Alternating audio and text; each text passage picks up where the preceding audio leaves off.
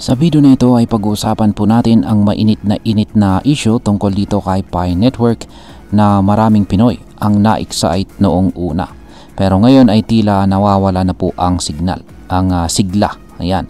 Si Picoin na dating pangako ng decentralized future ay bumagsak po kasi ng higit 70% mula po sa kanyang all-time high. Nitong isang buwan lamang ay umabot pa si Pi sa halos $1.66. Pero ngayon ay halos nasa 0.74 na lamang ang kanyang presyo. Masakit man para sa marami sa atin na matagal nang nagmina at saka patuloy pang nagmimina sa Pi gamit ang ating mga cellphone, kailangan po nating pag-usapan ang mga dahilan kung bakit nangyayari ito. At ano po ang maaring gawin para muling tumaas si Pi, kaya pag-uusapan po natin dito ang tatlong paraan or top 3 ways. Ayan, top 3 ways kung paano po muling mapapalakas ang presyo ni Pi Network. Ayan, bago po tayo magpatuloy ay pakibasa na lamang po muna ang disclaimer dito sa ibaba ng ating screen. Ayan. At simulan po natin sa pinakauna. Ayan, kung ayan, ang tungkol po ito sa centralization. Ayan po yung pinakaunang paraan. Kailangan po talagang wakasan ang centralization ni Pi Network.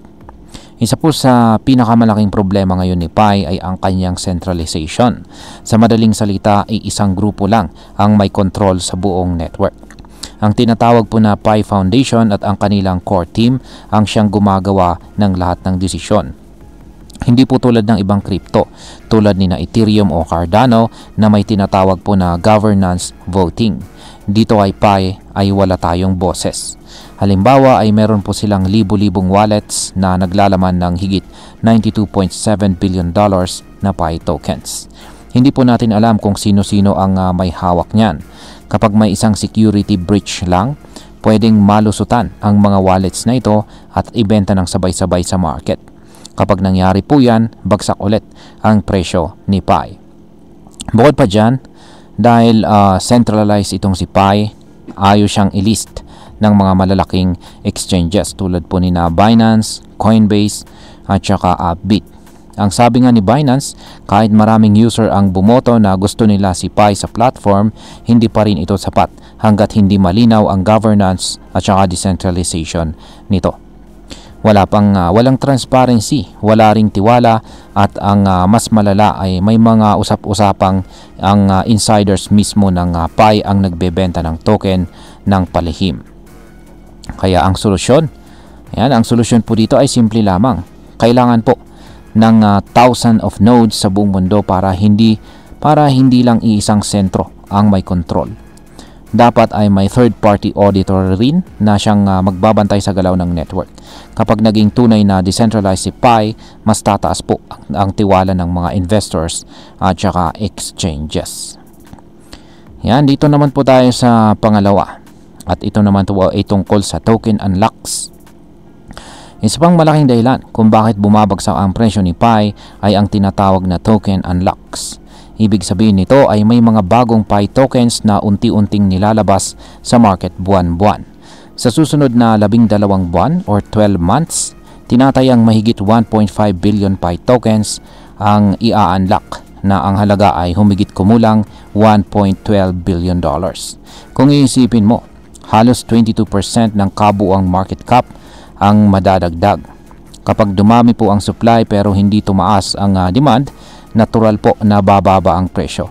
Ito ang basic law of supply and demand. Pangit ito para sa mga matagal nang nagmimina at umaasang tataas ang halaga ng hawak nilang Pi. Habang mas maraming tokens ang nailalabas, mas nababawasan po ang value ng hawak mong coins. At ano ang posibleng solusyon nito? Ayan. Ang posibleng solution po dito ay ang mag-burn ng tokens.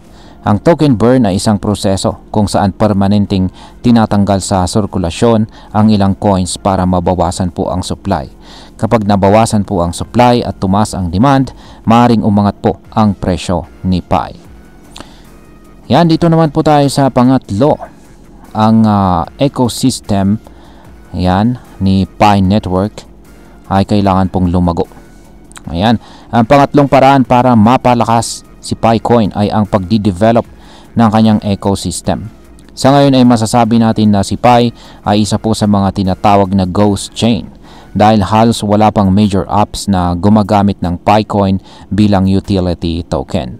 Nag-launch nga sila ng Pi Ventures, isang $100 million fund para hikayatin ang mga developer na gumawa ng apps para sa network. Maganda po ito, pero matagal ang proseso. Hindi porket may pondo ay may ecosystem na agad. Ang paggawa ng quality decentralized apps ay umaabot ng buwan o taon. Dagdag pa dyan, nakatutok ang mga app ngayon sa Pi browser na hindi pa rin ganun ka-accessible sa masa. Para gumanda po ang adoption, dapat dalhin na ang mga Pi-powered apps sa Google Play Store at Apple App Store para mas maraming tao po ang makagamit. Kapag naging active at saka useful ang ecosystem, lalaki po ang demand sa Pi token. Kapag maraming app na po ang tumatanggap ng Pi bilang bayad, magkakaroon na ito ng real world utility. At dito ay magsisimula na pong umangat ulit ang kanyang halaga. Yan, pag-usapan naman po natin ang technical analysis dito para kay PiCoin ngayon. Kung titignan po natin ang kanyang chart dito, yan, isa po itong 8-hour chart time frame na chart ni Pi Network USD. Yan, kung titingnan po natin dito sa chart, si Pi ay bumagsak mula po sa presyong $1.66 pababa po sa presyo na 0.74 sa loob lang ng ilang linggo. Ayon sa analysis ay meron po tayong tinatawag na bearish flag pattern na nabuo sa chart ngayon. Ibig sabihin nito ay posibleng magpatuloy po ang pagbaba ng presyo sa mga susunod na araw. Target support level po ay nasa 0.50 kaya posibleng bumaba pa ng 32% mula sa kasalukuyang presyo. Ang Relative Strength Index o RSI ay pababa rin na nagpapakita ng bearish momentum. At dahil wala pa tayong malinaw na positibong balita mula sa Pi Foundation, mukhang hindi pa tapos ang pagbaba. Ngayon ay pag-usapan na po natin ang maaaring maging epekto nito para sa atin bilang mga Pinoy crypto enthusiast. Para sa mga Pinoy na matagal na pong umaasa kay PiCoin bilang susi sa financial freedom, ito ay isang matinding wake-up call. Kailangan natin na maging mas maingat at mapanuri sa mga crypto projects. Hindi po sapat na madami ang gumagamit. Kailangan ding malinaw ang transparency, decentralization at utility ng isang coin. Marami sa atin ang gumugol ng oras araw-araw. Gumugol ng oras araw-araw para lang magmina ng Pi. Pero sa nangyayari ngayon, parang wala pa tayong napapala. Kaya habang hindi pa listed si Pi sa mga major exchanges at wala pang real world use case, delikado pa ring umasa ng buo sa project na ito. At ayan, bilang panghuli ay ang masasabi ko naman dito ay sa personal kong tingin ay may potential pa rin itong si Pi Network. Pero kailangan po nilang baguhin ang sistema. Ang transparency, decentralization at saka ecosystem development ay hindi lang optional. Ito ang requirement para mabuhay ang isang crypto. Hindi po sapat ang hype. Hindi sapat ang millions of users. Kailangan po ng tunay na value. Kaya para sa mga Pinoy na investors, huwag po tayong mawalan ng pag-asa. Pero huwag din tayong maging bulag. Gamitin natin ang panahon na ito para mas maunawaan natin ang mundo ng crypto. Aralin po natin ang tokenomics, governance at saka ecosystem development ng bawat coin na sinusuportahan natin. At ayan, hanggang dito na lamang po tayo sa video na ito mga ka-crypto. Marami pong salamat sa panonood. Ingat po tayo lagi at God bless po sa ating lahat.